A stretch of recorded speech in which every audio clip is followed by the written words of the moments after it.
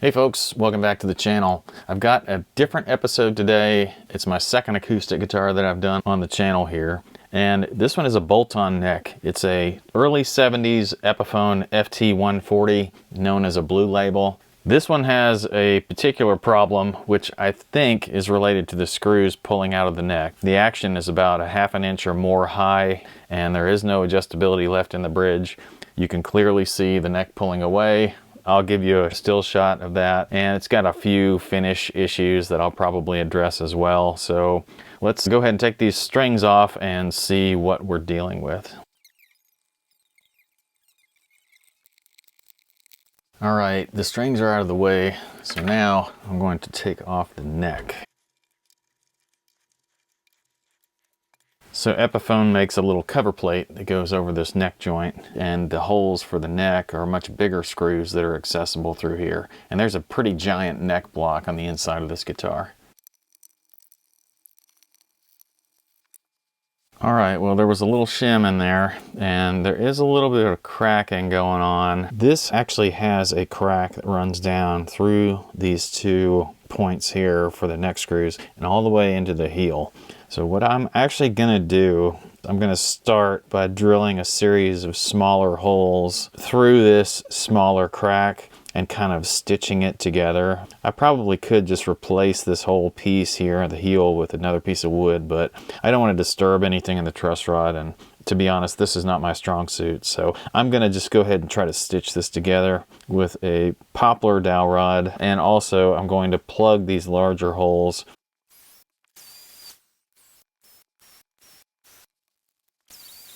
All right, I tossed a clamp on here just to make sure that this doesn't move when I force these dowels in.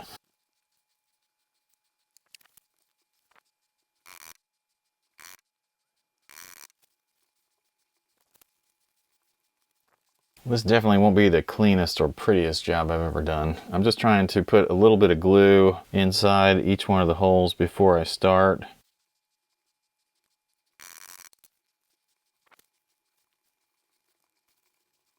It's all stitched up now. I'm just going to let this dry, then I'll cut those dowels off.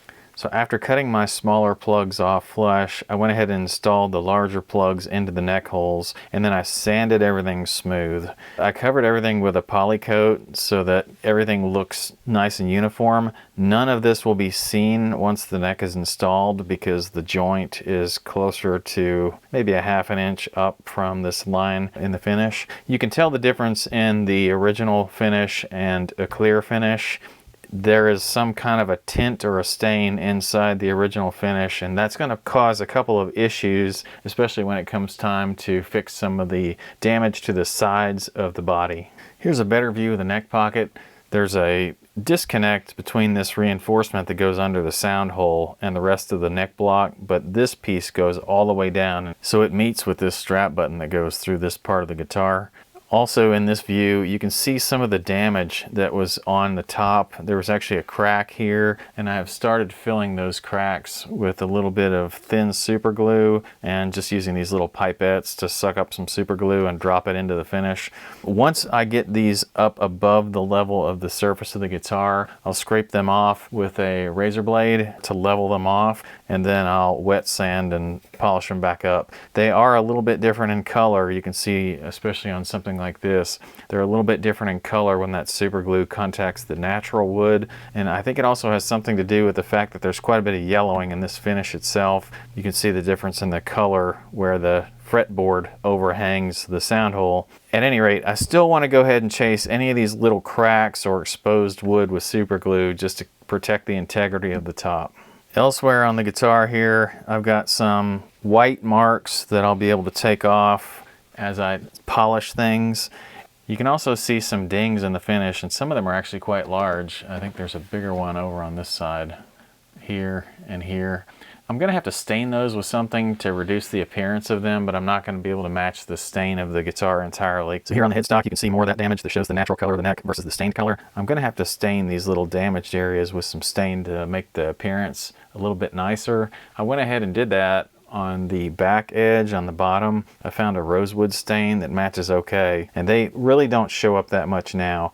The biggest issue I've got with this guitar right now, it's got a 0 fret, And the nut in a 0 fret situation is really just a way to guide the strings left to right. But someone who's owned this guitar in the past thought that they should file this nut, and they actually ended up filing the 0 fret. So you can see the slots in the 0 fret itself. And there's quite a bit of damage to the 1st fret as well, I think from a long file that extended through some of these slots, because you can see an actual cut in the fretboard here. It's just kind of a mess, to be honest, and there's a little bit of fret wear in almost all of the first 3 frets, maybe even the 4th. I've got a few frets left over from that Squier neck refret project that I did, and I'm going to replace the 0 fret, and I may go a little bit further and replace these 2 as well. I'm not going to be able to replace the 0 fret without taking the actual nut off. I usually just put a wood block up against a nut like this, give it a little tap with a hammer, and they usually just come clean right off, just like that. If you watch my Squier refret project, you probably saw these before, but this is a set of fret pliers, and I'm using them to remove this 0 fret. That almost didn't come out cleanly because of the slots in this thing. Well, these are equally damaged, so I'm going to go ahead and pull those up as well. I'll do that off camera, and then I'll work on cleaning up the slots. I use my little Japanese saw. I just pull it through the slots. I find it a lot easier to pull than I do push. It has a push side as well, but sometimes when you're pushing, you can kind of get caught like that. I'm only using it really to clean out the bottom of the fret slot and to make sure that all the finish was cleared out from the very edge of that slot. And then I'll flip the neck around, pull it out of the other direction.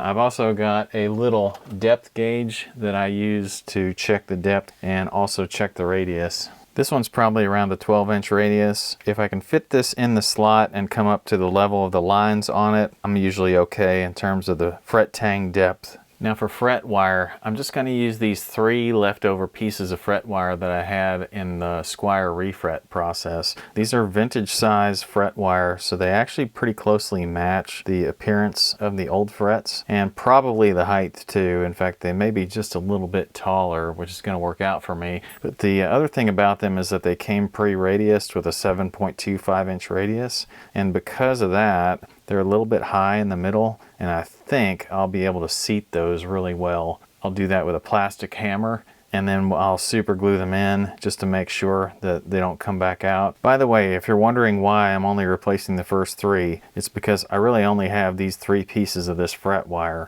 and that comes from a job where I did a 21 fret neck and I had 24 pieces in the package. If I'd have had one more fret, I probably would have replaced this one too, but the reason I don't really think I need to is because it's really only got 1 divot in here. I'll recrown. All right, hammer time. Like I said, just tapping these things in until they go home, and then I'll glue them in a bit. Wow, that fits really nice. It might not even need glue.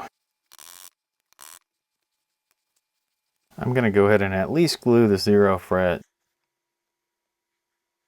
So this is water thin super glue and a small pipette so that I can really control where it goes. Okay, I'm ready to cut off the nibs on the ends of these frets.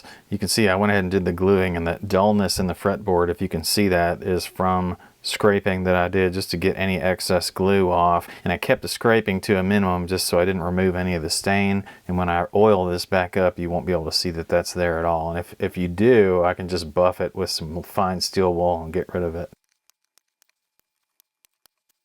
Okay, most of what's left to do here is filing. I'm going to take care of these sharp fret ends, and I've got to put a little bit of a bevel on these 3 frets.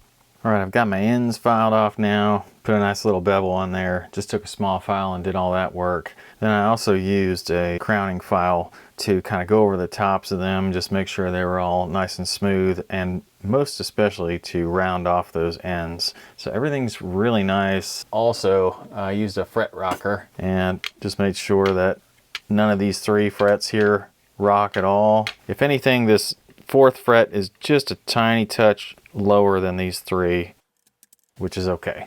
All right, well now I'm to the point where I'm gonna glue in the nut. I typically use a super glue that's a little thicker. So this is just real cheap Harbor Freight super glue, and I'm just gonna put a couple of dots, and let's put 1 on the front, maybe 2, and then just set it in place. All right, I'll go get a clamp and make sure that this is clamped in place while that dries. All right, the nut is completely done at this point. The 3 frets are done. I'm gonna go ahead and touch up some of these little damaged areas on the headstock, and I'm using just a little bit of a really dark rosewood stain to do that, and a small paintbrush. I'm not really gonna do much finish repair. I just wanna hide these a little bit. So the way these stains work, you let it sit on the surface for a while, then you wipe it off. I'm not gonna do any top coat or anything like that, just hiding these damage marks. So it might not be very visible, but I did put some stain in some of these damaged areas of the body as well. Left it sit, kind of wiped it off. It hides it a little bit, it's not perfect. The next thing I'm gonna do though is mount this neck, and that's why I've got this clamp situated, because the neck is up here behind it. So the way that I've done this, I measured out a drill bit with a piece of tape on it as a stop, and it goes just deep enough to seat the screws without going through the fretboard.